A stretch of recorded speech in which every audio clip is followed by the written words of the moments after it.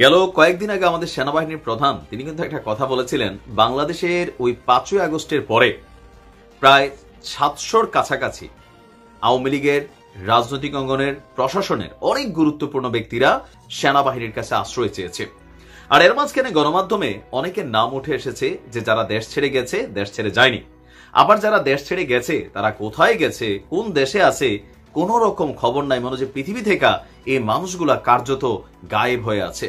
কিন্তু এবার আমরা দেখছি ধাপে ধাপে সেনাবাহিনীর আওতায় থাকুক বা বিভিন্ন গোয়েন্দা সংস্থার হেফাজতে থাকুক, একে একে আওয়ামী লীগের অনেক বড় বড় নেতারা বিভিন্ন জায়গায় বিভিন্ন স্পটে ধরা খাচ্ছে। কেউ মনে করছে এটা আসলে সরকারি যে বাহিনীগুলো আছে তারাই পরিস্থিতি বোঝে তাদেরকে একে একে খাঁচা থেকে বের করে আইনের আওতায় আনছে। প্রশ্ন উঠেছে ওবায়দুল কাদের সাহেব কোথায়? গণমাধ্যমে আপনার 6ই আগস্ট একটা নিউজ করা হয়েছিল যে ওবায়দুল কাদের তিনি পালিয়ে গেছেন সিঙ্গাপুর, একটা ছবিও আমরা দেখেছিলাম। কিন্তু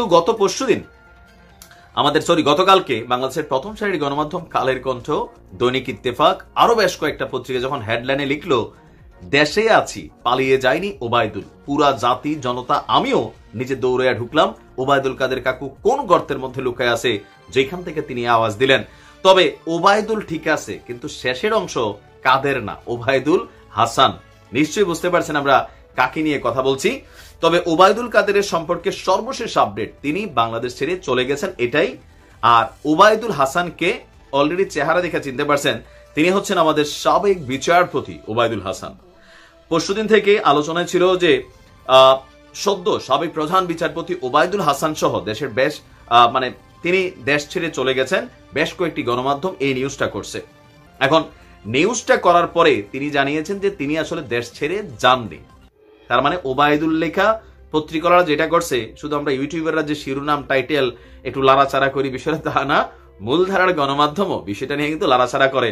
অনেকেই কমেন্টে লেখছেন যে ওই সাংবাদিককে আয়না ঘরে নেওয়া হোক অথবা ডিম থেরাপি দেওয়া হোক। এবার আসেন ঘটনার প্রেক্ষাপট কি। আপনার ওবায়দুল হাসান একটা গণমাধ্যমে তিনি গতকালকে বক্তব্য দিয়েছেন যে আমার পাসপোর্ট বাতিল হয়েছে, দেশ ছাড়ার প্রশ্নই আসে না। প্রকাশিত যে খবরগুলো আছে এগুলো বেসিক্যালি গুজব এবং ভুয়া। প্রকাশিত খবরে যে দাবি করা হয়েছে যে সাবেক প্রধান বিচারপতি তিনি দেশ ছেড়েছেন, তিনি যুক্তরাষ্ট্রে চলে গেছেন, এমন খবর প্রকাশ্যে আসার পরে সবার কাছে চিন্তা ছিল যে পাসপোর্ট বাতিল হওয়ার পর কিভাবে দেশ ছাড়লেন সাবেক বিচারপতি। এরপরই দেশের একটি গণমাধ্যমে এই তথ্যটা আসছে, তিনি বলছেন যে তিনি ঢাকায় আছেন, দেশ ছেড়ে যাননি। আমার লাল পাসপোর্টটি সরকার বাতিল করেছে, তাই আমার দেশ ছাড়ার প্রশ্নই আসে না। 2023 সালের 26শে সেপ্টেম্বর দেশের 24তম প্রধান বিচারপতি হিসেবে শপথ গ্রহণ করেছিলেন বিচারপতি ওবায়দুল হাসান।